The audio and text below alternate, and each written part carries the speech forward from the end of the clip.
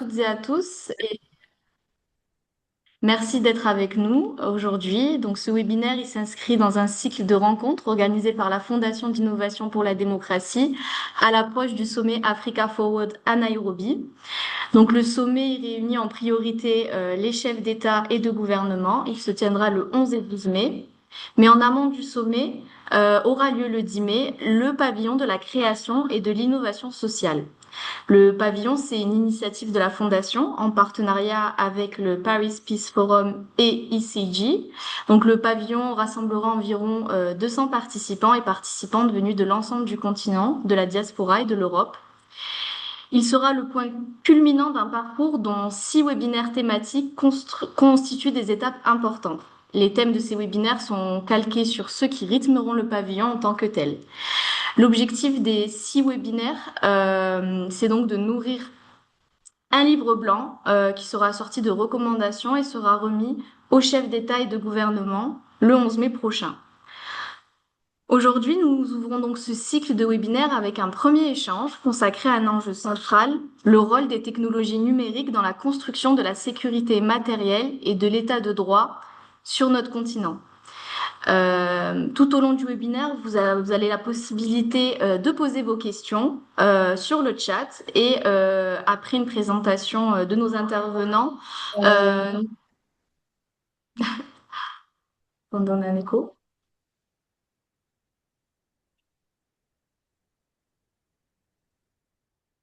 c'est bon? Donc après, enfin, lors de... Non, il y a toujours l'écho. Excusez-moi. C'est bon. Donc, nous allons récupérer ces questions que nous allons donc adresser aux intervenants. Donc, merci de poser votre question et d'indiquer à qui elle est adressée, si c'est donc au professeur Membe, à Macaire ou donc à Cécilia. Nous allons en sélectionner certaines, mais nous allons toutes les garder pour nourrir les échanges et le livre blanc et ce chapitre du livre blanc. Donc, pour en revenir à notre thématique, on peut dire que depuis plusieurs décennies, les États africains ont engagé des transformations profondes, institutionnelles et économiques et démocratiques. Mais une question demeure. Comment faire en sorte que ces transformations améliorent concrètement la vie des populations?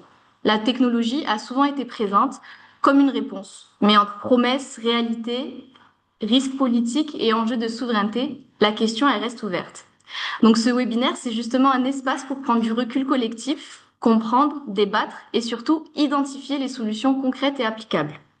Donc nous avons parmi nous Achille Membe, professeur et directeur de la Fondation d'innovation pour la démocratie, qu'on ne présente plus, que je pense beaucoup connaissent. Nous avons également Georges Macaire Eyanga, professeur à l'université de Deschang et lead expert de ce chapitre du livre blanc dont les travaux portent sur les technologies, l'État et les dynamiques institutionnelles en Afrique.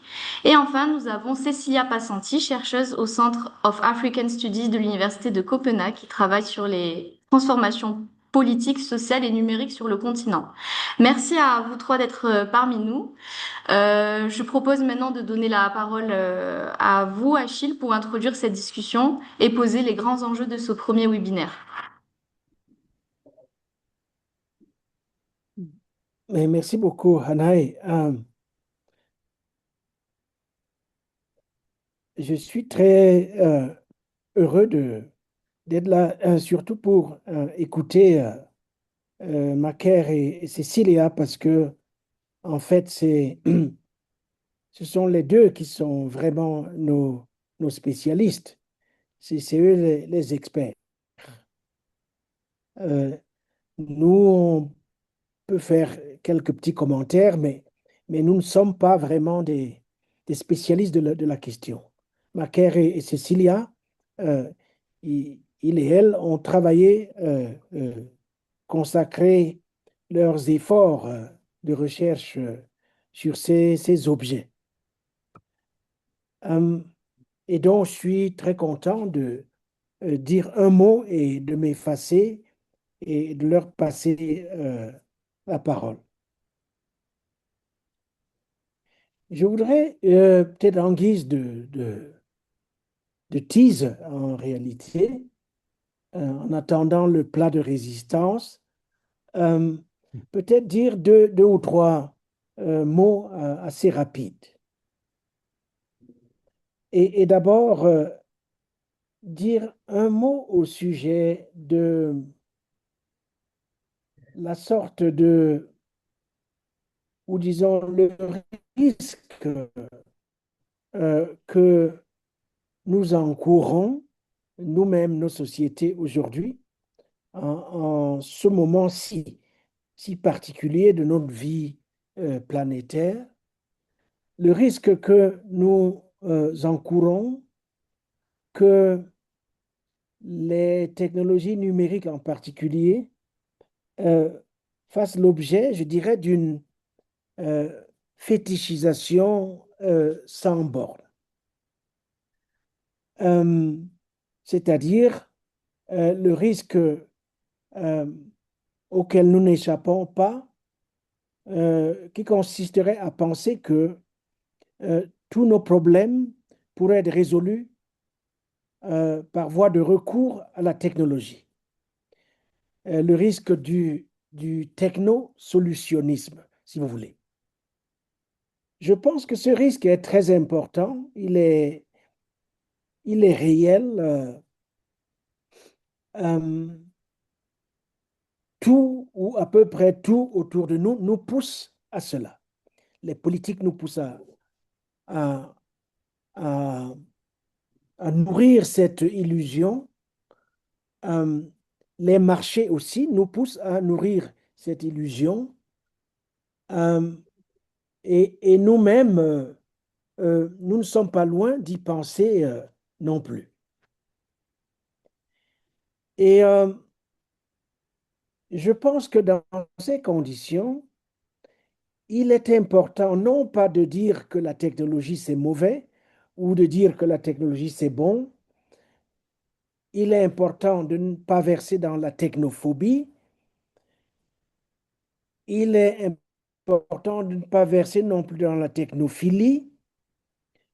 Il est important dès lors de euh, emprunter une voie que je considérerais médiane, qui consisterait en particulier, pourrait représenter une promesse pour nos sociétés à certaines conditions. À mon avis, les technologies numériques pourraient représenter une promesse réaliste pour nos sociétés à condition qu'elles ne servent pas à fermer notre imagination politique, à condition qu'elles ne servent pas à euh, stériliser cette imagination politique, à condition qu'au fond, elles servent à nourrir et à renforcer nos facultés critiques, nos capacités de création, nos capacités d'originalité et de singularité. Et donc, si nous pouvons les mettre au service du développement de ces facultés-là, alors effectivement, elles peuvent devenir des moyens de, disons, de libération, pour utiliser ce terme très lourd comme vous le voyez bien. Et je pense également que les technologies numériques pourraient être une promesse dans notre contexte africain, mais par-delà aussi le contexte africain, si effectivement elles nous aident à, à tisser des liens forts. Et au fond, quelque part, à l'origine de certaines de ces technologies, il y a de réinventer le lien. Mais je parle vraiment de tisser des liens forts avec les autres. Euh, je ne dis pas avec nous-mêmes, parce que nous nous découvrons à travers les autres, donc des liens forts avec les autres, des liens forts avec une multitude d'entités, de lieux, des lieux qui permettraient de vivre démocratiquement euh, dans des États de droit. D'où effectivement le sujet que Macaire et Cecilia euh, vont traiter pour nous dans le cadre de, comme l'a dit Hanae, du, du sommet Africa Forward. Et donc, je voudrais, je voulais mentionner ce risque quand même qui fait que certains cas se transformer peut-être trop rapidement, trop facilement en son contraire si effectivement il n'y a pas une espèce de, comment dire, de, d'apprentissage à l'usage des technologies, une éducation à l'usage des technologies pour que les technologies qui sont des moyens et pas des fins, que ce soit des moyens justement qui permettent de tisser ce lien sensible avec tout notre milieu de vie et tout notre environnement. Donc ça, c'est un peu euh, le premier euh, élément que je voulais mettre en exergue. Il y a un deuxième élément qui, lui, a trait aux deux termes qui apparaissent dans l'intitulé du travail de Cecilia et de Macaire, euh, le droit, l'état de droit en particulier, et puis la sécurité. Dans ce cas-ci, la sécurité matérielle. Donc, je voulais dire un ou deux mots rapides autour de ces deux concepts, et puis je laisserai la parole à nos invités. Alors, s'agissant du droit ou de l'état de droit, là aussi, évidemment, on vit euh, dans un moment euh, euh, de relative confusion, à peu près partout dans le monde, y compris d'ailleurs dans les vieilles démocraties. Euh, En général, dans la théorie démocratique classique, le, le, la figure, disons, angulaire du droit, c'est le citoyen. Et lorsqu'on parle du droit, on pense tout de suite, ou en tout cas lorsqu'on parle de l'état de droit, on pense tout de suite au citoyen en tant que celui-là ou celle-là qui porte des droits. Alors ces droits, en général, c'est quoi? C'est le droit de penser, évidemment, c'est la liberté d'expression, c'est une gamme de libertés de réunion, la liberté de circulation, le droit de vote, etc. Euh, dans notre contexte en Afrique, il se pourrait que la plupart de ces droits euh, ou de ces figures de la liberté apparaissent à beaucoup comme étant trop abstraits. Il s'agirait pour beaucoup de droits vraiment abstraits. Qu'est-ce que ça veut dire la liberté d'expression lorsqu'on a le ventre vide? Qu'est-ce que ça veut dire la liberté de circulation lorsqu'on n'a même pas de passeport? On n'a pas de- d'acte de naissance, on n'a pas de carte d'identité. Comment va-t-on effectivement circuler? Jouir de ces droits qui du coup apparaissent comme très lointains et du coup relativement abstraits.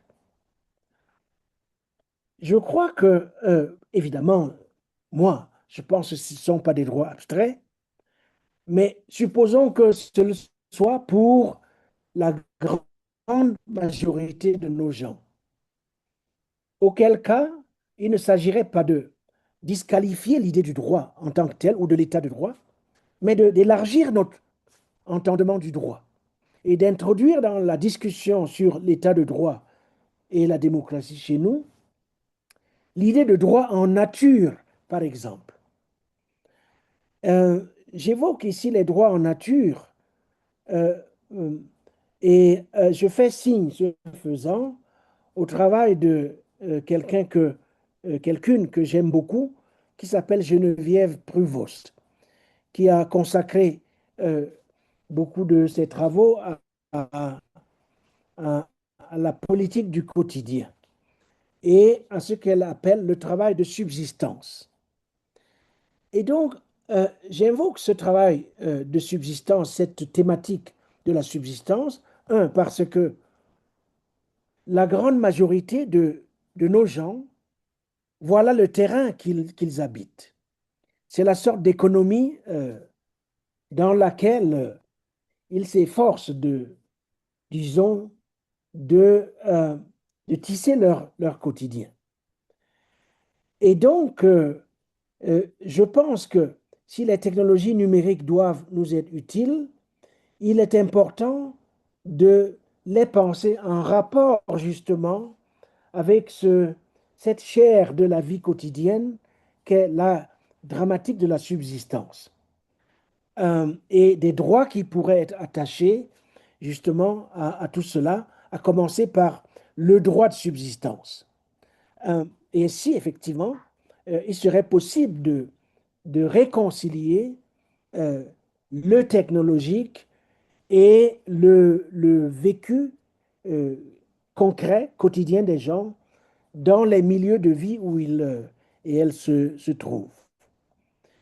Et je pense que c'est un peu ça un des défis qui sont posés à Macaire et à Cecilia, de traduire cette question de la technologie dans un langage et des termes qui pourraient être effectivement reconnaissables tout à fait directement à la majorité de nos gens dans des États effectivement qui aujourd'hui font face à un recul euh, et à une disqualification du droit en tant que tel. Je ne parle même pas de la démocratie. Donc je m'arrête là. Voilà quelques idées générales, mais je sais que Cécilia et Macaire vont euh, C'est pas sans possible. doute en tenir compte, mais aussi ouvrir des pans entiers d'une réflexion qui les occupe depuis plusieurs années. Merci beaucoup, je m'arrête là. Tout à fait, donc on peut laisser la parole à Macaire qui va nous en dire plus sur ce sujet.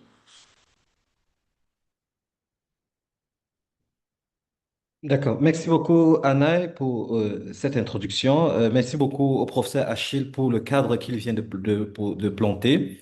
D'abord, je tiens à remercier la Fondation et le professeur Achille pour cette confiance qu'il nous accorde, cet honneur en nous confiant, n'est-ce pas, la possibilité de construire ces réflexions, ces discussions autour de la question des technologies, de l'état de droit et de la sécurité matérielle.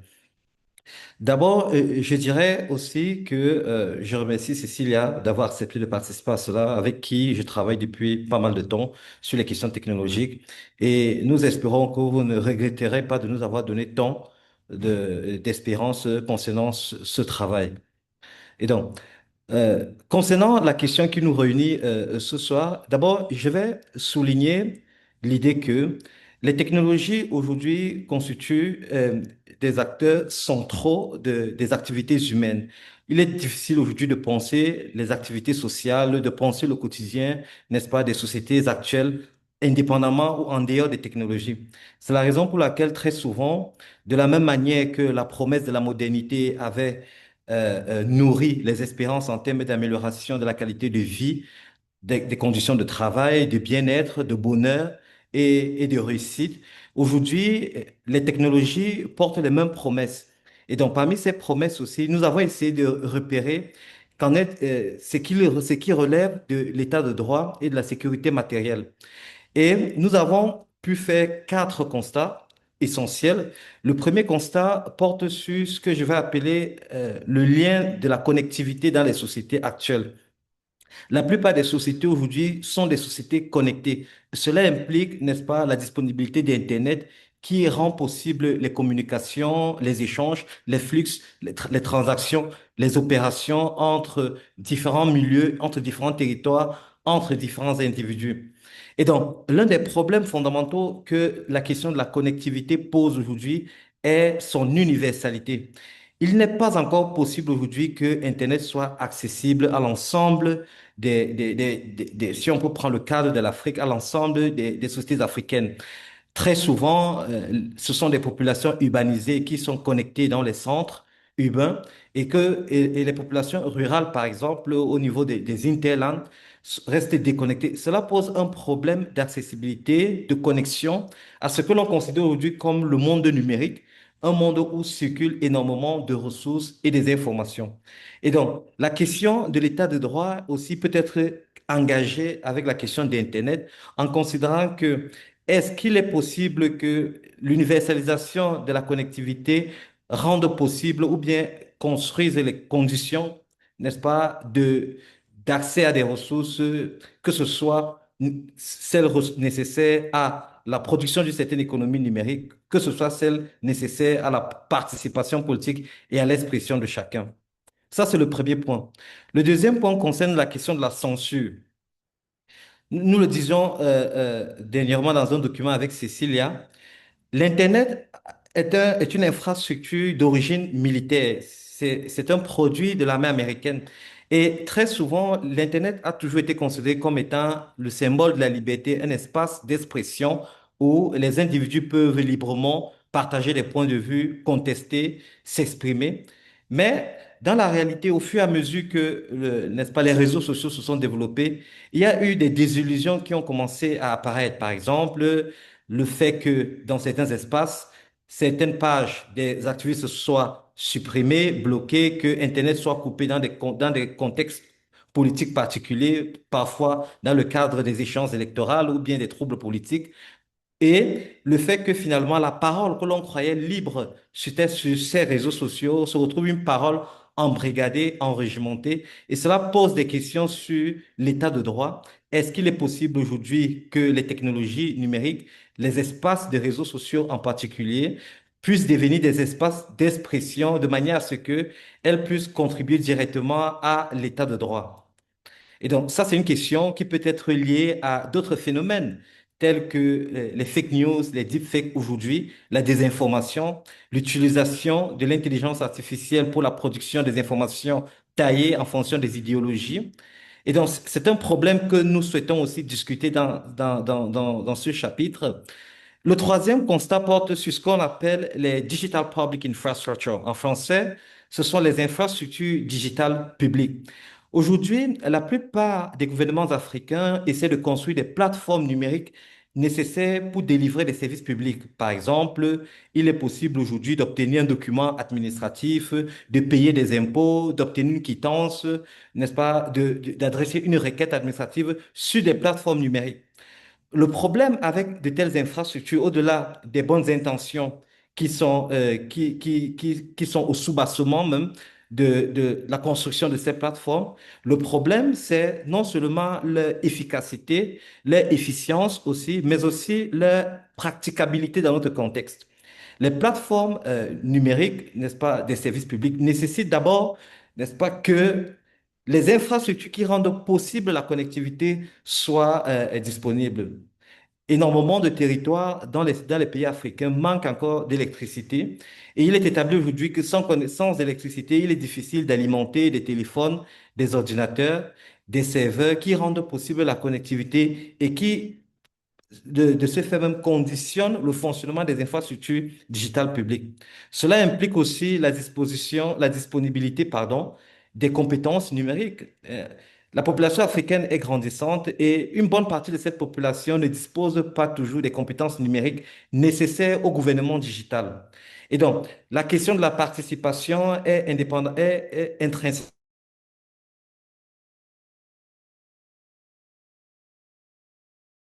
individu, que ce soit un individu qui se situe dans un village ou dans une ville, qu'il puisse avoir les mêmes capacités, les mêmes possibilités de pouvoir accéder à un service public. Le dernier point, le dernier constat porte sur l'entrepreneuriat numérique. La plupart des gouvernements en Afrique aujourd'hui considèrent qu'il est important de construire une économie numérique. L'économie numérique repose, n'est-ce pas, sur l'ensemble des activités liées aux startups, aux entrepreneurs du digital qui produisent de nouvelles valeurs, de nouveaux produits liés au monde numérique et qui, de ce fait, permettent de contribuer significativement cet espace-là à la croissance économique des différents pays. Cependant, il se pose un problème concernant l'entrepreneuriat économique. Très souvent, les infrastructures sont indisponibles. Et tout cela est lié à tous les autres constats que nous avons énumérés précédemment. C'est-à-dire que pour pouvoir avoir une économie numérique stable, il faut avoir des infrastructures de paiement, n'est-ce pas, de confiance. Il faut avoir des espaces d'échange de données de manière sécurisée.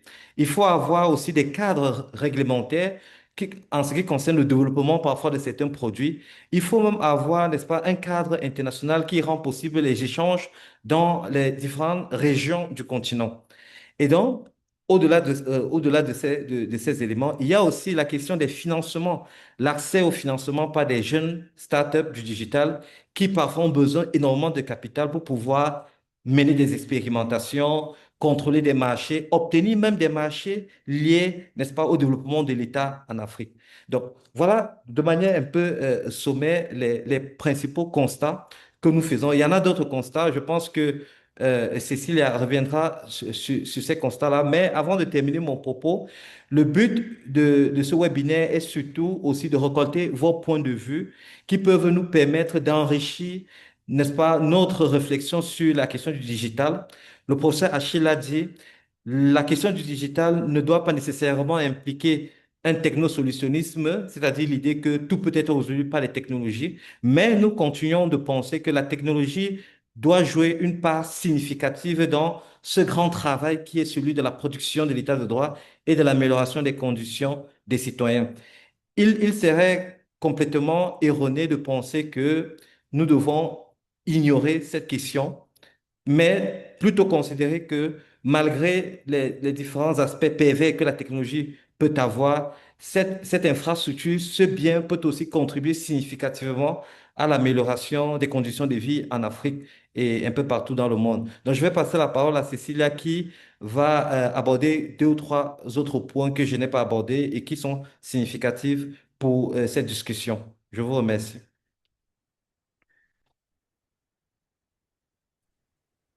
Merci, Macar. J'y vais, Anna. Ok, bonjour à tout le monde, merci. Alors, vous m'entendez bien?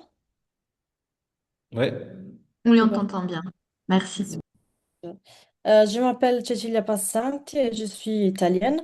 Je travaille actuellement en tant que chercheur à l'Université de Copenhague, donc en Danemark. Et j'ai écrit ma thèse sur les technologies numériques et la biométrie dans les votes au Kenya et au Sénégal, donc les technologies numériques dans les élections présidentielles dans ces deux pays.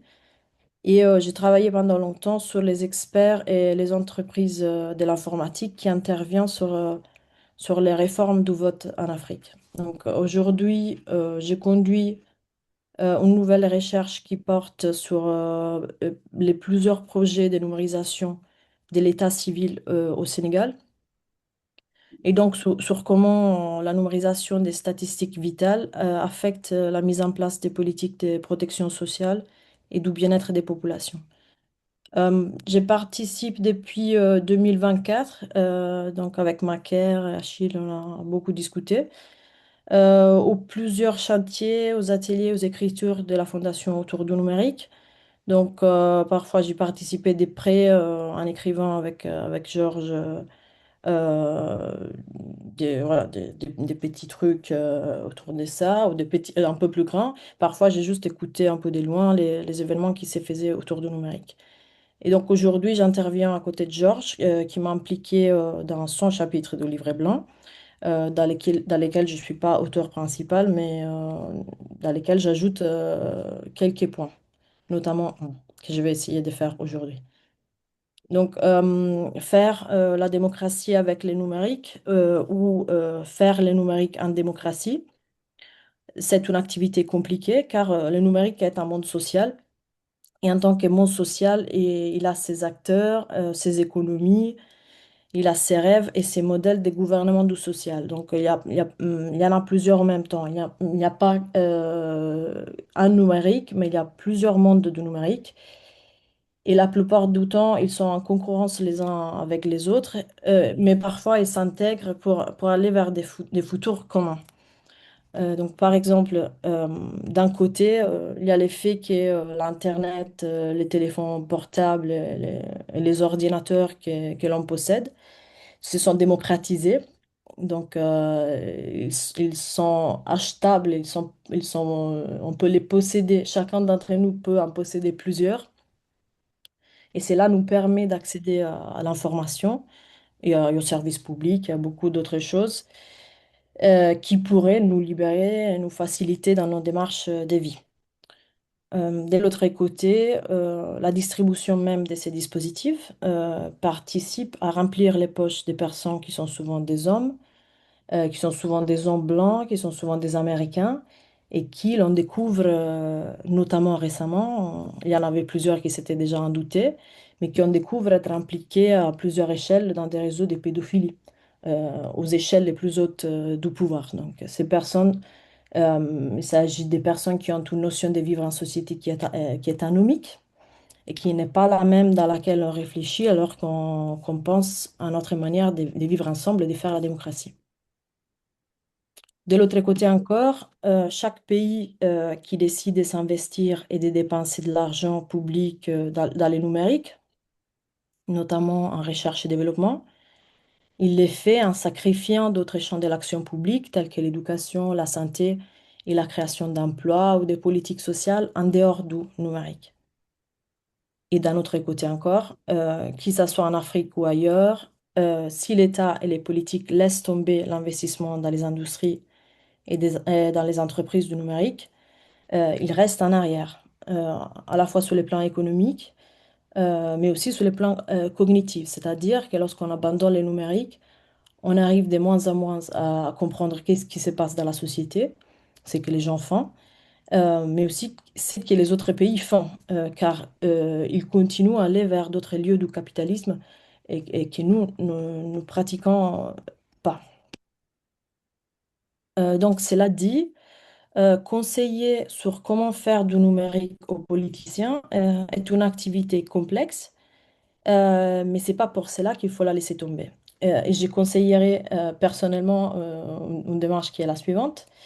En premier lieu, je conseillerais aux politiciens de prendre au sérieux les faits qu'en termes des technologies numériques des gouvernements, c'est-à-dire les technologies électorales, les technologies de l'état civil, les méthodes statistiques et des collections des données, l'Afrique, donc dans ce type de technologie, l'Afrique est et a toujours été terrain d'innovation qui sont très importants, non seulement pour les continents et sur les continents, mais qui, à partir du continent, se sont développés et sont devenus la norme dans le monde entier.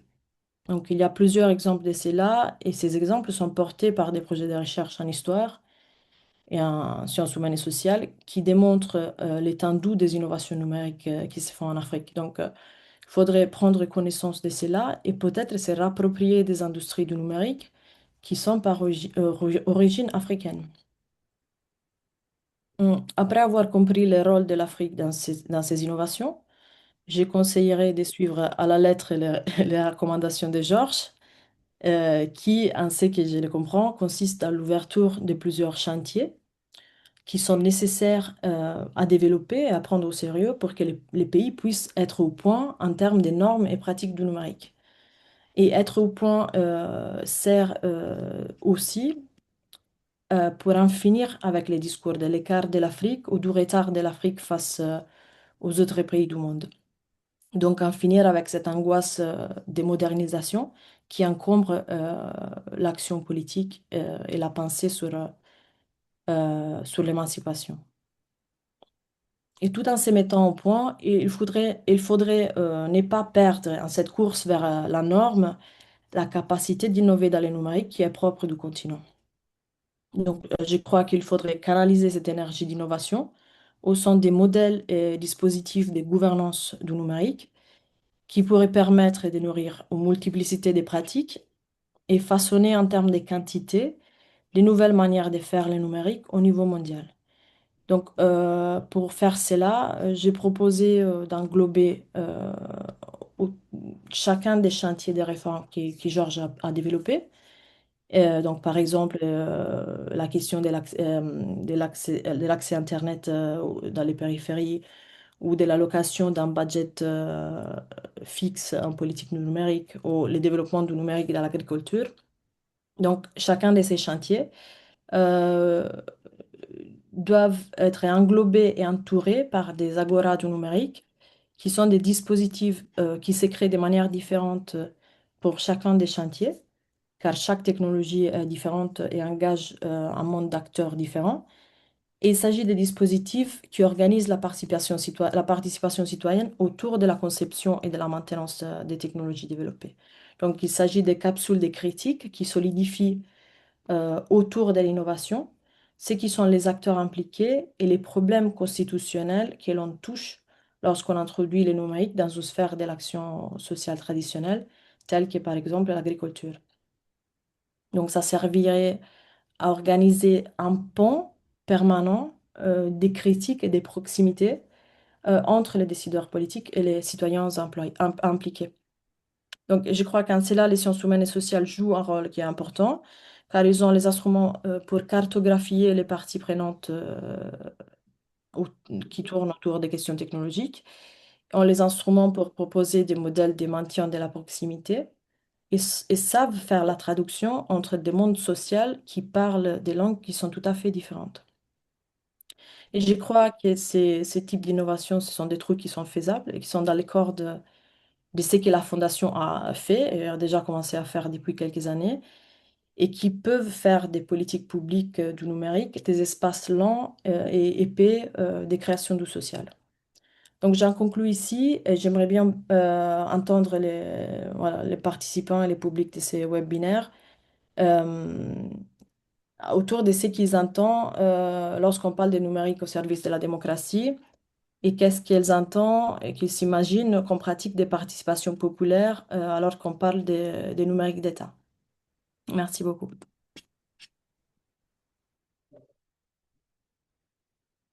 Merci à vous, Cécilia.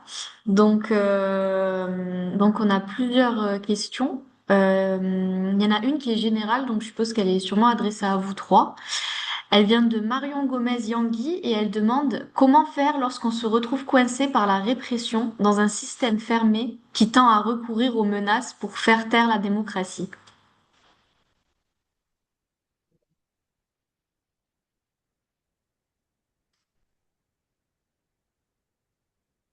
Donc je Oui, sais pas si... Oui, je oui, t'en prie, Georges. oui, oui.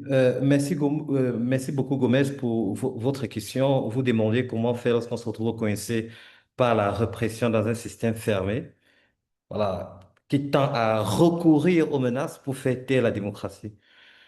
Je pense que euh, depuis très longtemps, de nombreuses sociétés ont connu ces expériences-là que vous décrivez, Gomez, des moments où il est parfois impossible de s'exprimer et où il est tout à fait difficile de participer directement aux affaires politiques. Mais nous pensons que dans le cadre de cette réflexion sur les technologies, il est peut-être le moment de penser à utiliser les technologies pour construire des lignes de résistance et c'est peut-être aussi ce à quoi les technologies peuvent être utiles ici dans le cadre de l'état de droit, c'est-à-dire de voir comment est-ce que les infrastructures numériques, les réseaux sociaux, toutes les technologies aujourd'hui de communication peuvent être au service de la construction des lignes de résistance face à ce système fermé-là. Comment réouvrir le système à travers le développement des espaces, n'est-ce pas, virtuels. Et ça se fait déjà. Aujourd'hui, dans certaines sociétés fermées, des activistes, des citoyens parviennent à construire des espaces numériques où ils peuvent s'exprimer, des espaces qui parfois peuvent échapper au contrôle de la répression et qui constitue ainsi une marche à petits pas vers une libération beaucoup plus grande. Merci beaucoup. Anaï, euh, est-ce qu'on va pouvoir entendre des gens? C'est juste... Non, c'est des questions dans le chat et je les pose. Voilà. Ok. Donc, on a une seconde question. Je peux répondre Ah oui, sur je ça. t'en prie. Je t'en prie. Oui. En fait, je crois que la question pour, de ces espaces, pour ces espaces, en fait, l'intérêt des... c'est pas l'intérêt, c'est juste... en fait, nous, on n'est pas non plus- je ne sais pas de quel pays, Madame ou Monsieur Marion, Marion parle. Donc, c'est un peu compliqué à contextualiser, c'est un peu abstrait. Mais en fait, nous, on ne peut pas trop fournir des solutions non plus. Je ne sais pas ce que tu en penses, Georges. Des solutions face à la répression des trucs qui sont graves et qui sont beaucoup plus grandes que nous. Mais la question, ça serait aussi de vous demander, en fait, qu'est-ce que vous voyez comme question qu'on peut poser, qu'on peut mettre dans des lieux écrits euh, et pour approcher les pouvoirs de manière un peu douce, quoi. Je ne sais pas si Georges, tu peux m'aider peut-être. Oui, Cécile, je comprends ce que tu dis, c'est tout à fait, je comprends la difficulté qu'il y a à répondre à une question vu que le cas n'est pas spécifié, mais ce que Gomez essaie de demander, c'est comment finalement s'en sortir dans un contexte où il n'existe pas de marge de manœuvre, quoi, dans un contexte où on est réprimé et dans un contexte où les aspects de la démocratie sont complètement effacés. Lorsqu'elle parle des menaces pour faire taire la démocratie. Donc, bon, ce Mhm. que je dis à Gomez, c'est que sa préoccupation est une préoccupation très ancienne et que à chaque fois que de telles situations ont été rendues possibles, les individus concernés ont développé des lignes de résistance. Et donc, dans le cadre, par exemple, de ce chapitre, l'idée serait de voir comment est-ce que, à travers les technologies, il est possible de construire des lignes de résistance pour pouvoir réouvrir le système qui est fermé, pour pouvoir faire éclore la démocratie. Et je pense qu'aujourd'hui, nous avons des jeunes start-upers qui développent des applications, qui rendent possible des formes de communication, qui développent des plateformes d'expression, des forums, des groupes et même des technologies aujourd'hui qui permettent, n'est-ce pas, de réouvrir le système d'une manière ou d'une autre. Donc, Mhm. merci beaucoup, Gomez, pour votre question. Merci. Merci à vous. On a changé les paramétrages, donc finalement les gens peuvent aussi parler à l'oral. Mais donc en attendant que des personnes lèvent la main, on a une question d'Erad Falleux. Pareil, elle est adressée à tout le monde. Donc il demande si les littératie des numériques doit être considérée aujourd'hui comme une compétence fondamentale telle que lire, écrire et calculer. Oui, bon, je pense que ça, c'est surtout un commentaire et nous partageons entièrement ce commentaire. Donc, merci beaucoup, Falleux, pour votre commentaire.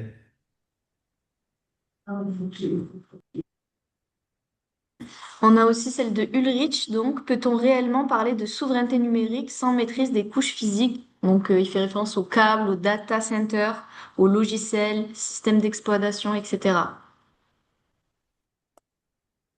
Oui, merci beaucoup, Ulrich, pour ta question. C'est une très bonne question et je pense que c'est un élément essentiel qui doit apparaître dans le chapitre que nous écrivons tous ensemble. L'idée que la souveraineté numérique, qui est un défi global aujourd'hui, c'est un défi qui ne concerne pas seulement les pays africains, mais qui concerne l'ensemble des pays dans le monde aujourd'hui. L'idée de pouvoir avoir un contrôle pas quasi total, mais un contrôle important sur ces infrastructures numériques critiques.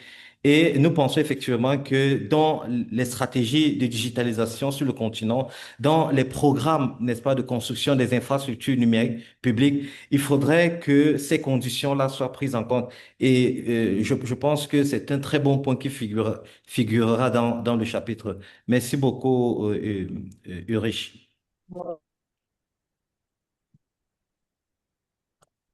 Cécilia, je sais pas si tu veux rajouter autre chose là-dessus.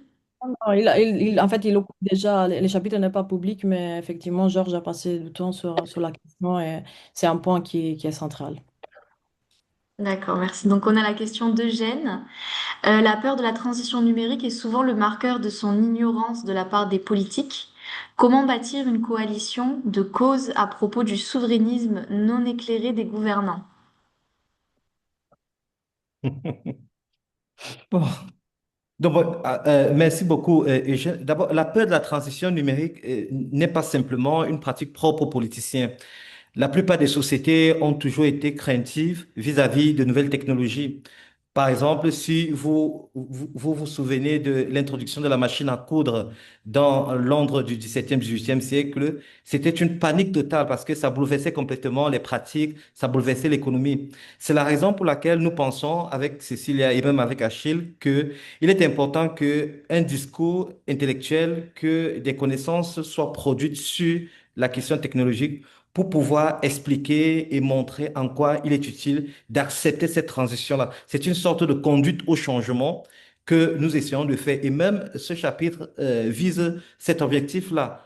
Rappeler qu'est-ce que c'est que le numérique, pourquoi c'est important de transiter vers une nouvelle configuration sociale qui ouvre de nouvelles possibilités par rapport aux anciennes sociétés. Donc, je pense que le travail que nous faisons et la contribution de tous permettront, n'est-ce pas, de vaincre cette peur là-bas. Et donc, comment bâtir une coalition de causes à propos de cela? Je pense que il faudrait vraiment développer ce qu'on peut appeler une démocratie technique.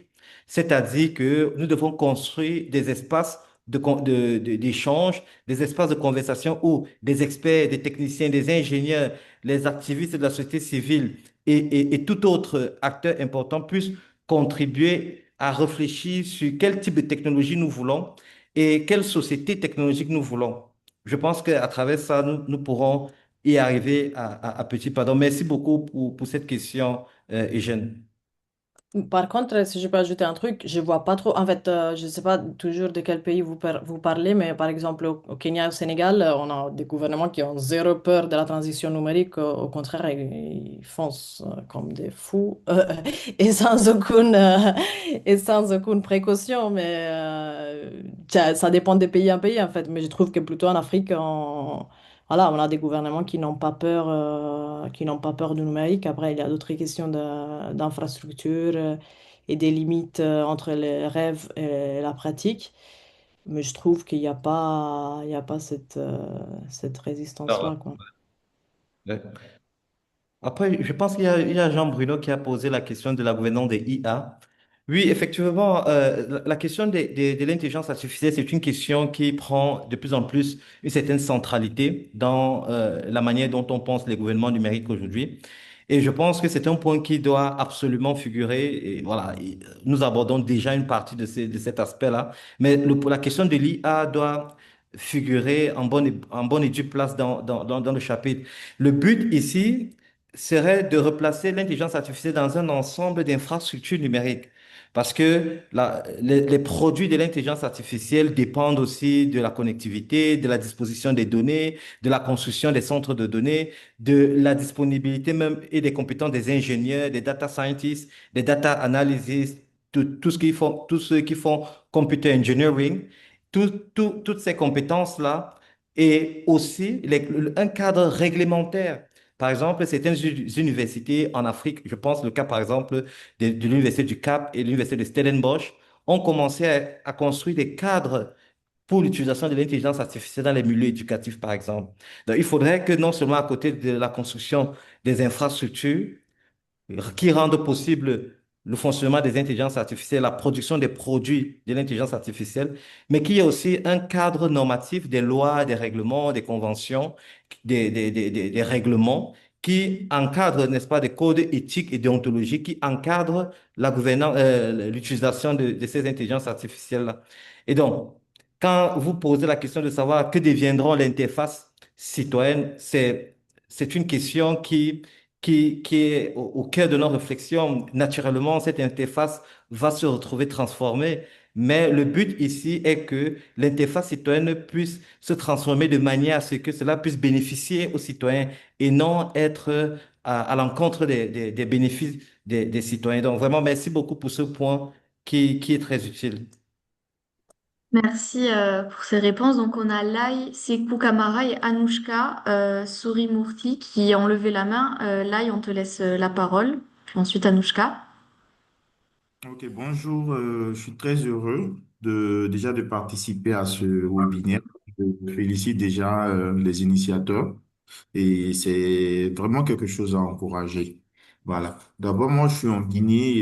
Je suis professionnel de l'humanitaire et hormis cela, je suis digital humaniste.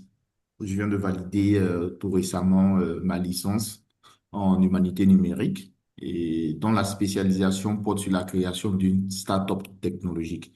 Donc, au cours de cela, j'ai pu me poser certaines questions vu que j'ai déjà travaillé sur un projet de mémoire qui portait sur l'agriculture, comment faciliter l'utilisation du numérique auprès des communautés, notamment dans le secteur de l'agriculture, de la vente, parce que là, c'est les secteurs les plus porteurs de croissance dans la région dans laquelle je vis.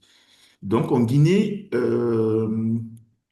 conformément au thème d'aujourd'hui, il y a plusieurs de questions qui doivent se poser. Voilà. Parce que quand déjà tu prends la question sur la sécurisation, par exemple, des droits fonciers des communautés rurales face aux mines, c'est une question ici qui se pose avec acuité et au quotidien vis-à-vis de ces différentes cibles, notamment dans le domaine, par exemple, comme de la justice. Comment rendre aussi accessible, par exemple, le numérique auprès de ces populations que je dirais qui ont pas analphabètes, mais qui ont un niveau d'utilisation du numérique qui est assez bas. Par exemple, comment utiliser le numérique pour lutter contre la corruption sans exposer, par exemple, des lanceurs d'alerte. Voilà, donc c'est toutes ces questions-là qui se posent au quotidien ici en Guinée. Donc, il y a lieu déjà de comprendre que nous ne sommes pas au même niveau et comment pousser nos différents décideurs à rehausser ce niveau et rendre cela encore plus accessible aux populations analphabètes. Donc moi, c'est toute cette question que je me pose et s'il faut que je vienne auprès de vous ou bien que je puisse avoir un interlocuteur qui pourra m'aider progressivement ou m'épauler à pouvoir trouver des stratégies ou des moyens pour pouvoir amener nos gouvernants à améliorer un peu ces différentes questions que je viens de poser. Je vous remercie. Merci beaucoup. Si je pense que c'est Sekou Kamara qui parlait, hein. Oui. Oui, c'est Kamara Laïsekou. Et merci beaucoup, Camara. Vraiment, c'est très intéressant le cas de ton pays que tu expliques.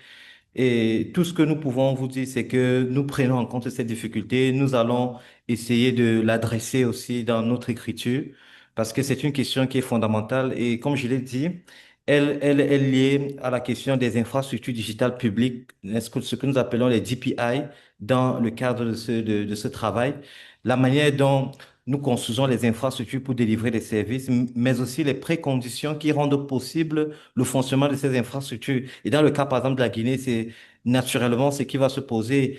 Peut-être les infrastructures ne sont pas assez présentes, les compétences ne sont pas toujours disponibles, les ressources liées au fonctionnement de tout cet ensemble-là ne sont pas toujours disponibles. Donc, je pense que le fait d'adresser cette question est un début de solution et nous espérons que lorsque le livre blanc sera mis à la disposition des différents responsables gouvernementaux, que, ils pourront essayer d'accorder une attention beaucoup plus particulière à ce que nous allons proposer. Donc, merci beaucoup, Sekou Kamara. Merci. On a également Anouchka, puis Ulrich, puis Modou. Peut-être vous pouvez poser vos questions et l'un après l'autre. Et ensuite, vous pouvez y répondre plus tard, les intervenants. Merci. Anouchka, tu peux y aller. Oui, bonsoir, est-ce que vous m'entendez? Oui. Oui, Oh, parfait. Bon, bah merci en tout cas parce que tout ça a été très riche et il y aurait beaucoup à dire. Alors rapidement, moi je suis à l'île Maurice, je suis praticienne de philosophie en entreprise, mais je travaille dans plusieurs pays et j'ai une forme de remarque, question en même temps qui n'est pas selon moi spécifique au cadre mauricien. Et je fais un parallèle entre la gouvernance des États et la gouvernance des entreprises.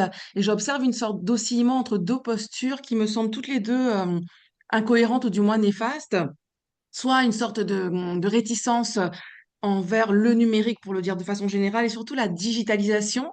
Et cette réticence, moi, je l'observe souvent comme étant une peur de venir modifier des habitudes, et puis aussi une volonté, même si elle n'est pas toujours affichée ou exprimée, une volonté de ne pas être dans une forme de transparence que permettrait la digitalisation. Et de l'autre côté, l'autre posture, c'est un manque de vigilance envers cette question numérique. Et ce manque de vigilance peut même parfois devenir une forme d'idolâtrie assez naïve. Il y avait une question tout à l'heure de, je crois, quelqu'un qui s'appelle Jean sur l'IA. Moi, ce que j'observe, en tout cas dans les entreprises, c'est que l'usage le plus important du numérique, c'est soit les agents conversationnels dotés de l'IA, soit les réseaux sociaux. Et ce sont aujourd'hui, me semble-t-il, les outils privilégiés d'une forme de capitalisme qui, par essence, et peut-être même par volonté antidémocratique, on voit ce que ça veut dire en termes de monopolisation du pouvoir, contrôle des flux algorithmiques, anonymat, etc.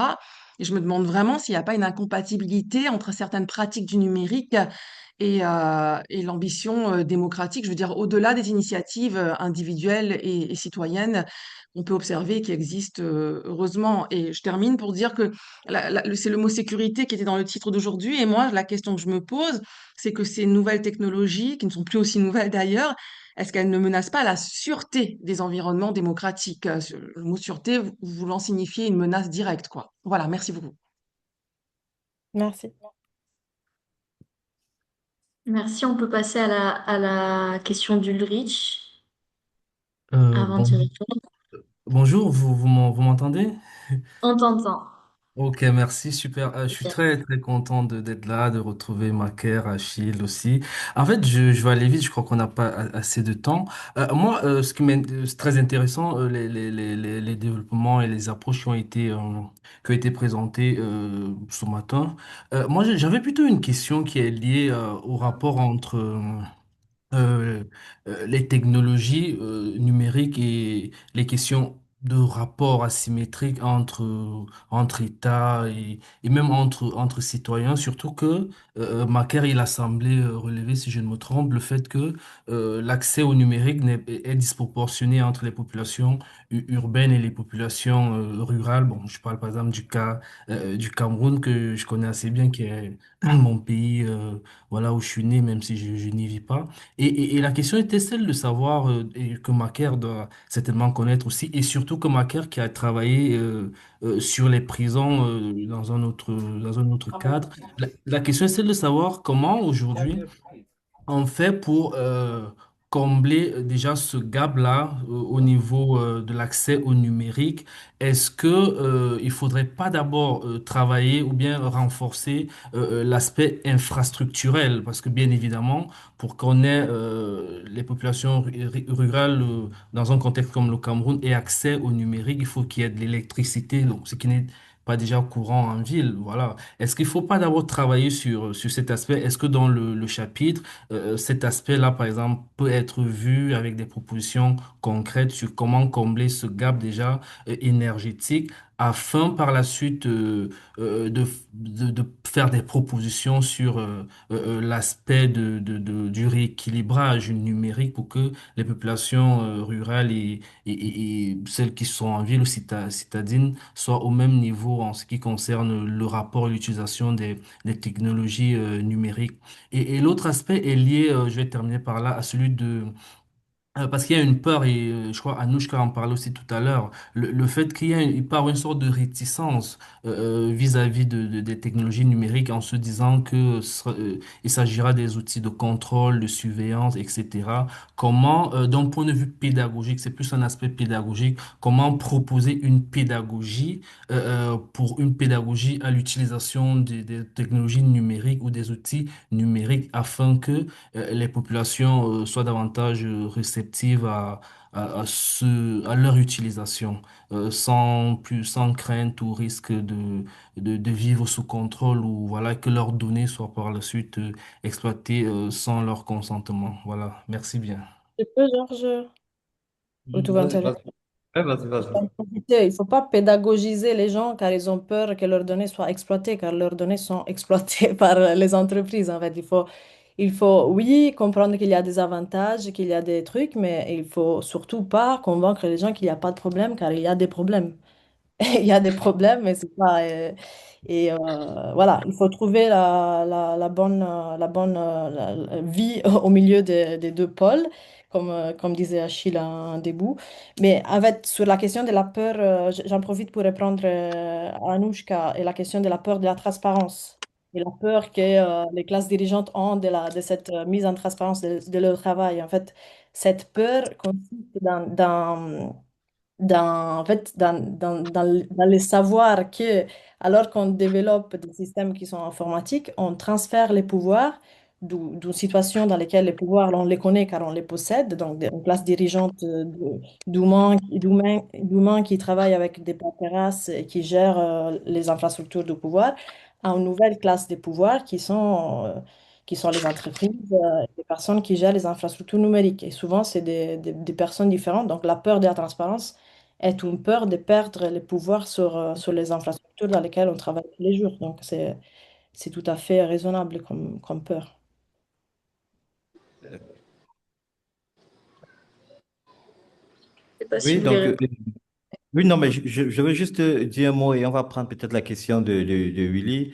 Oui, Anouchka, vraiment merci pour cette comparaison que vous faites entre la gouvernance des États et celle des entreprises. Effectivement, moi, dans le passé, j'ai eu le temps de faire dans la conduite au changement auprès des entreprises qui étaient engagées dans des transformations numériques. Et effectivement, il y avait toujours des résistances. Voilà, et c'est tellement intéressant de voir que parfois les résistances sont l'expression des contradictions autour des conflits, des intérêts, des valeurs qui animent l'organisation ou le champ que l'on souhaite digitaliser. La digitalisation transforme les pratiques. La digitalisation parfois supprime des zones de pouvoir et en crée de nouvelles zones. Et donc, certaines personnes ont parfois peur de perdre ce pouvoir-là. Certains gouvernements, comme Cécilia l'a dit, ont peur de la transparence parce que la technologie, n'est-ce pas, la digitalisation de l'administration redéfinit la manière dont le service est délivré, la manière dont les décisions sont prises, la manière aussi dont on rend compte, n'est-ce pas, aux populations et les possibilités, les modalités de réédition des comptes. Donc, c'est aussi ça le combat que nous menons, le combat de ce que la technologie, malgré ses effets pervers, malgré ses possibilités d'instrumentalisation, mais nous travaillons pour que cette technologie-là puisse être mise au service de, n'est-ce pas, l'état de droit. Donc, c'est un combat que nous menons. Et je pense que nous allons aussi adresser ces aspects-là pour que finalement, là, je vais terminer avec le propos de Ulrich. Le gap dont il parle fait partie intégrante, n'est-ce pas, de nos pétitions vis-à-vis des dirigeants, par exemple. Voilà, donc il faut créer les conditions pour que le numérique devienne universel et pour que chaque individu puisse y avoir accès. Je pense que dans le cadre du livre blanc, nous allons inscrire ça sous le label du Last Mile Delivery. Dans la plupart des secteurs d'activité, du point de vue de la santé, du point de vue de l'identification, les Nations Unies ont encouragé le Last Mile Delivery. Last Mile qui signifie, n'est-ce pas, la délivrance des services au dernier kilomètre. Et donc, le but était que dans le cadre du développement durable, qu'aucune population, n- qu'aucun groupe, qu'aucun individu ne soit laissé derrière. Et donc, il faudrait que même dans le cadre du développement numérique, qu'aucun groupe, qu'aucun individu, fût-il un individu qui vit dans des espaces reculés et éloignés, ne soit laissé derrière. Et donc, nous pensons que en promouvant cette idée-là, ces idées-là, nous pourrons parvenir à créer les conditions pour que ce gap numérique soit significativement réduit. Merci beaucoup. Oui, vous pouvez activer le micro. Bonjour à tous, j'espère que vous m'entendez. Oui, on vous entend. Parfaitement. D'accord. Alors, je commencerai déjà par remercier tous les panélistes pour ce webinaire qui est vraiment enrichissant. J'ai beaucoup appris de la part de tous les panélistes, de l'introduction faite par le professeur Achille aux autres interventions des deux principaux panélistes et même les questions posées par les autres. Alors, j'avais comme ça une idée, quelques idées à poser sur la table qui peuvent aider à la réflexion sur le rapport entre la démocratie et le numérique. D'abord, je me présente. Je suis Willy Mounom. Je suis professeur de droit public à l'Université de Tchang. Je suis un des collègues à professeur Maquet, que je suis heureux de retrouver ici. Alors, j'avais quelques idées comme ça à partager. Deux idées, en fait, qui me sont venues comme ça en vous écoutant. D'abord, la nécessité de promouvoir la démocratie dans le numérique et ensuite la nécessité de promouvoir la démocratie autour du numérique. Promouvoir la démocratie dans le numérique, il me semble que c'est vraiment nécessaire aujourd'hui. Nos plateformes numériques sont saturées de contenus qui concernent essentiellement les loisirs, la musique, le cinéma et autres. Alors, à l'échelle de l'Afrique, on a véritablement besoin que les contenus qu'on trouve sur les plateformes numériques nous sensibilisent davantage. Je parle ici notamment de la jeunesse, nous sensibilisent davantage sur le numérique. Alors, je me suis dit comme ça que la promotion de la démocratie dans le numérique devrait pouvoir permettre de créer un certain nombre de contenus, des didacticiels à usage pédagogique qui vont sensibiliser les masses, par exemple, sur les racines démocratiques de l'Afrique. Il y a aujourd'hui beaucoup de recherches qui ont démontré que l'Afrique a eu un vécu en termes d'histoire de la démocratie. Il y a des milliers d'années, l'Afrique avait déjà posé un certain nombre de jalons par rapport à des actes démocratiques. Je pense qu'il est bon que ce soit enseigné, que ce soit fait dans des contenus numériques. On a également la question des concepts fondamentaux de la démocratie. On a besoin que dans les plateformes numériques, on puisse trouver des contenus clairs, des didacticiels qui nous renseignent un peu sur les concepts de la démocratie. Et que ces didacticiels soient traduits dans les langues nationales, pour qu'on comprenne clairement ce que cela implique à l'échelle africaine. Le troisième élément de la démocratie dans le numérique, c'est une proposition que je fais comme ça, c'est qu'il est question aussi d'enseigner aux Africains les bonnes pratiques démocratiques faites par les Africains. De bonnes pratiques démocratiques faites par les Africains. Il y a beaucoup de pays, il y a beaucoup de systèmes démocratiques en Afrique où il y a des bonnes choses qu'on devrait pouvoir enseigner, qu'on devrait pouvoir souligner, qu'on devrait pouvoir comme ça populariser. Donc, dans cette même idée de la démocratie dans le numérique, pourquoi ne pas aussi utiliser les plateformes numériques pour faire des web séminaires, des web séries ou des web documentaires sur un certain nombre de héros de la démocratie en Afrique, si je peux les appeler ainsi. Les héros de la démocratie en Afrique. Ça peut vraiment aider les jeunes pour mieux comprendre ces concepts démocratiques au niveau du numérique. Et puis, la deuxième idée de la démocratie autour du numérique, je rejoins vraiment ce que les panélistes ont dit, et notamment le professeur Maquet, parce que je crois qu'il faut démocratiser aussi autour du numérique, à travers deux concepts, les droits numériques. Je pense qu'il faudrait un plaidoyer vraiment en Afrique pour la reconnaissance des droits numériques dans nos constitutions. Comme l'a souligné Maquet dans son propos, la vie sociale aujourd'hui ne peut pas se faire sans les plateformes numériques. Il faudrait donc un plaidoyer pour la reconnaissance des droits numériques dans nos constitutions. Mais également, il y a quelque chose dont on ne parle pas assez, les devoirs numériques. On ne parle pas beaucoup des devoirs numériques, pourtant, le numérique, malheureusement, est devenu un lieu d'incivisme, un lieu de désordre. Donc, je pense qu'il est aussi nécessaire de réfléchir clairement sur l'encadrement des devoirs numériques pour qu'au final, on aboutisse à une forme de ce que j'ai appelé ici un civisme numérique. Parce qu'en fait, les plateformes numériques, l'espace numérique n'est que le reflet numérique de la société. Ce qui se fait au plan démocratique dans la société doit pouvoir trouver un écho au sein de la plateforme numérique. C'est un peu les quelques idées que je voulais partager avec les panélistes pour savoir un peu ce qu'ils pourraient en penser. Merci. Merci beaucoup, Willy, pour cette très, très pertinente contribution. Je pense que nous allons absolument tenir compte de ça. J'ai beaucoup aimé la question des droits numériques et des devoirs numériques. C'est un aspect très important. Et aussi l'idée de la production des contenus, des didacticiels, des web-séries autour de la démocratie. Et je pense d'ailleurs que c'est un travail qui a déjà été commencé par la Fondation. L'an dernier, la Fondation a lancé un MOOC, un cours ce qu'on appelle Massive Online Courses, les cours en ligne sur la démocratie en Afrique. Et il y avait environ une quinzaine de cours autour de qu'est-ce que la démocratie dans notre contexte, quelles sont les pratiques. Et je pense que peut-être il faudra davantage vulgariser ce type de pratiques. Et donc nous allons tenir compte de cela. Merci beaucoup, Willy.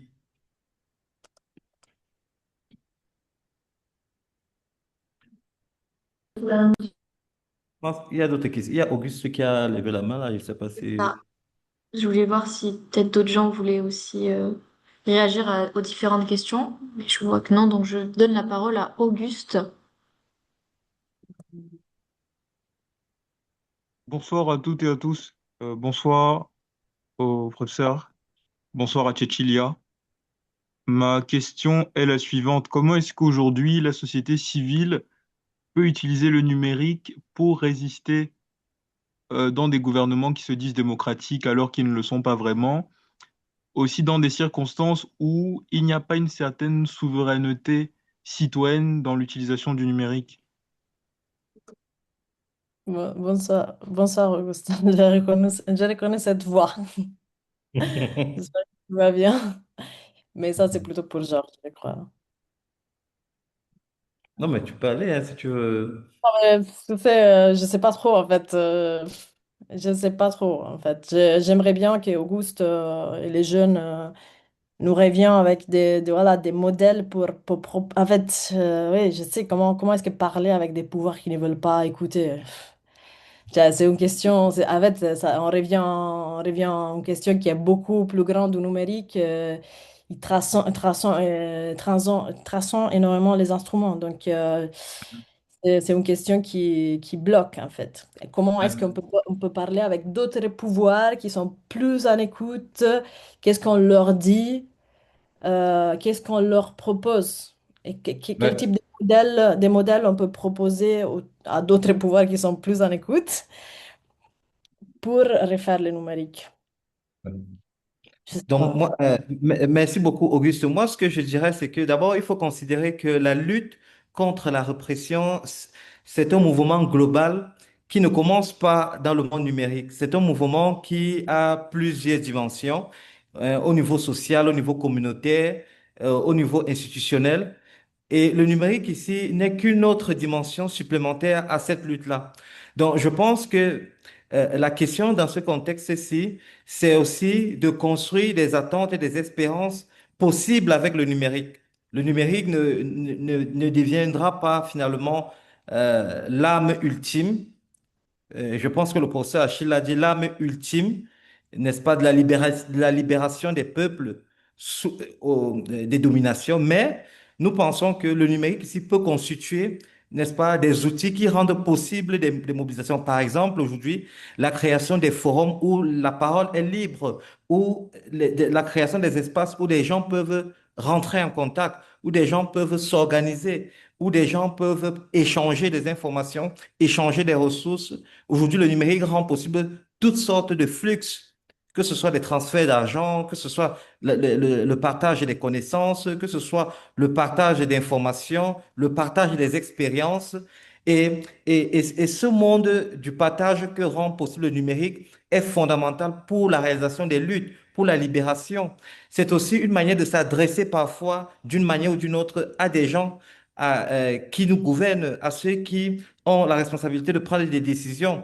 Donc, je pense que c'est de cette manière-là que le numérique doit être conçu. En même temps, et là je vais peut-être m'arrêter, c'est que il y a aussi une dimension innovante. Le numérique aussi est aussi un monde des possibles innovations technologiques qui font qu'aujourd'hui, des jeunes startups peuvent développer des produits qui rendent, n'est-ce pas, qui font émerger de nouvelles actions en termes de mobilisation qui n'existent pas aujourd'hui. Et donc, c'est un peu ce que nous attendons aussi dans la promotion, voilà, la promotion de la technologie pour la poursuite de l'état de droit et la sécurité matérielle.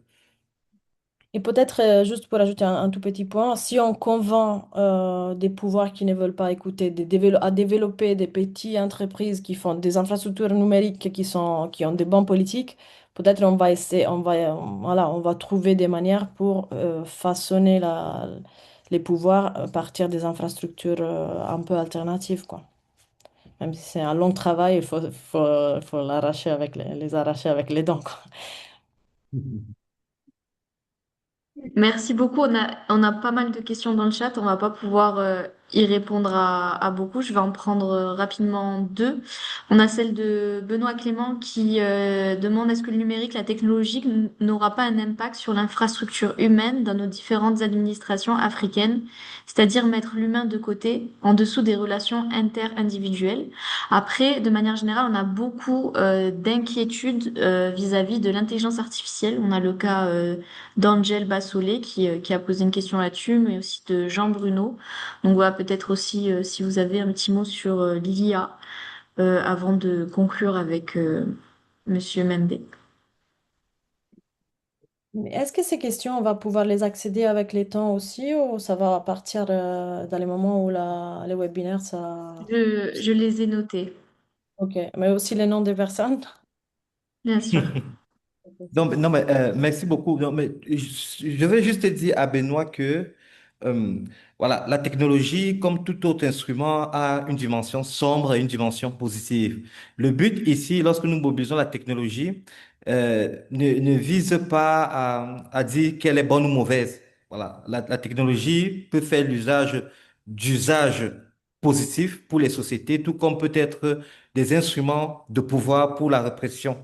Mais dans le cadre de ce chapitre sur l'état de droit, nous pensons qu'il est possible de mobiliser la technologie de manière à ce qu'elle permette de renforcer l'état de droit dans nos sociétés. Et sur ce plan, je ne vois pas comment ça va ruiner les relations interindividuelles. Si par exemple, on démocratise l'accès à des services numériques, si par exemple, on rend possible la connectivité, ça va accentuer les échanges, ça va accentuer, n'est-ce pas, la qualité du service, mais en même temps, cela ne ruine pas complètement les relations interindividuelles parce qu'il reste toujours en marge du numérique des espaces d'échange, de rencontres où, n'est-ce pas, l'humain peut s'exprimer et faire la rencontre de l'autre. Donc, c'est sur ce plan c'est ce point que je vais terminer. Merci beaucoup, Benoît. Et c'est-à-dire qu'on va terminer l'appel ou on continue encore Oui, c'est nous. Je pense que je pense que le procès va conclure. maintenant? Oui. Tu voulais ajouter quelque chose, mais si tu veux dire quelque chose là, Oui, vas-y. désolée, je voulais pas avoir la dernière parole, mais je voulais ajouter un truc sur les trucs, sur la question de Benoît, sur comment ça façonne les administrations. Les administrations publiques sont extrêmement façonnées par l'arrivée de l'informatique et du numérique, donc c'est un travail, c'est un long processus.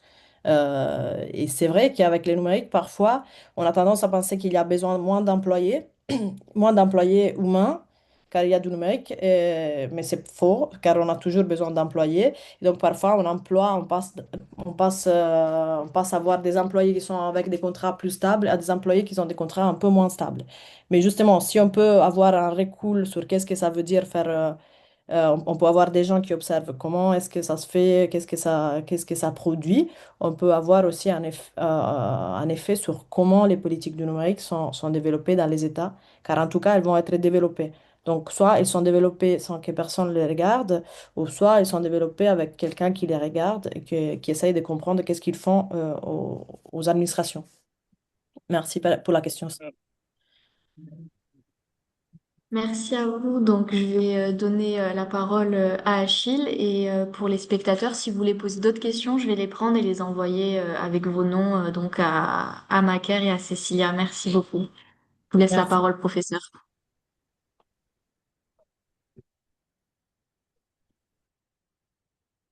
Hanaï, je voulais euh, dire merci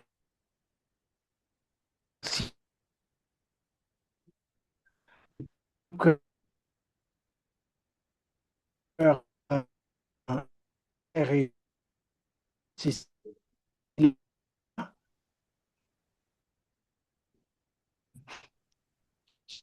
de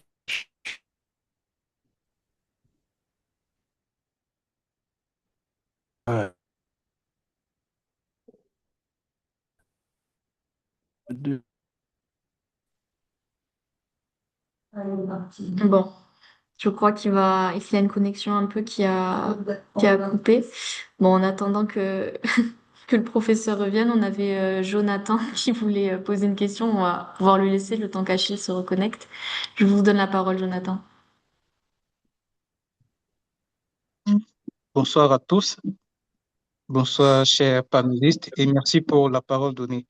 Alors, ma question va s'adresser ici à Madame Cecilia Passanti, qui, n'est-ce pas, n'a pas manqué de parler du numérique et de l'administration.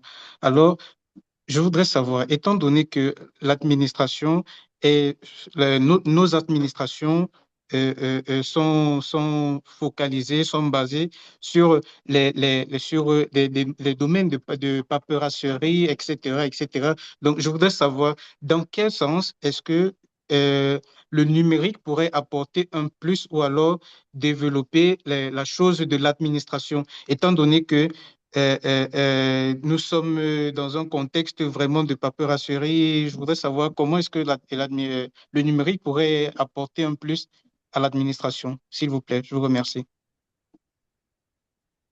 Vous parlez de quel pays, si je peux me permettre? Précisément le Cameroun, où nous sommes. Ok. D'accord. Alors, je peux juste laisser la question à Georges. Moi, j'ai étudié le Sénégal et le Kenya et voilà, je crois que c'est pas les mêmes enjeux. Georges, can I? D'accord. D'accord. Oui, merci Jonathan. Mais après, bon, la question que Jonathan pose peut tout aussi s'appliquer au cas. Voilà, le but, c'est que euh, voilà, la technologie dans les services publics vise a priori, à améliorer la qualité de vie au travail. Voilà, à faciliter le travail. Donc, par Mhm. exemple, dans le suivi des dossiers, le fait de digitaliser le processus de traitement des dossiers administratifs, c'est une manière de construire une certaine traçabilité dans le traitement des dossiers, de connaître à quel niveau, par exemple, le dossier se situe, de pouvoir avoir une certaine transparence dans le traitement du dossier et aussi une meilleure sauvegarde du dossier en lui-même. Ça, c'est juste un exemple. Après, il y a la délivrance des services à distance, par exemple. Il y a certains services, que ce soit la délivrance des documents administratifs, certains paiements qui peuvent se faire aujourd'hui à distance et qui ne nécessitent plus pour les usagers de se déplacer physiquement dans le service public. Et donc, il y a de petits exemples comme ça qui sont un peu en train de se mettre en place un peu partout et qui parfois ont du mal à prendre. Et donc, je pense que si vous regardez bien aujourd'hui, dans ce qu'on appelle les infrastructures digitales publiques aujourd'hui, au Cameroun, on obtient certains services en ligne. Et donc, ça ne fonctionne pas toujours comme on se serait attendu, mais c'est un début que nous devons encourager et questionner pour voir dans quelle mesure cela peut être plus efficace et comment est-ce que cela peut être mieux utile pour les usagers. Donc, le professeur Achille est revenu. Donc, merci beaucoup, Jonathan. Je vais redonner la parole à Anna qui va redonner la parole pour ça. Bienvenue parmi nous, professeur. Je vous laisse la parole pour la conclusion. j'ai disparu, mais c'était pas de par ma volonté.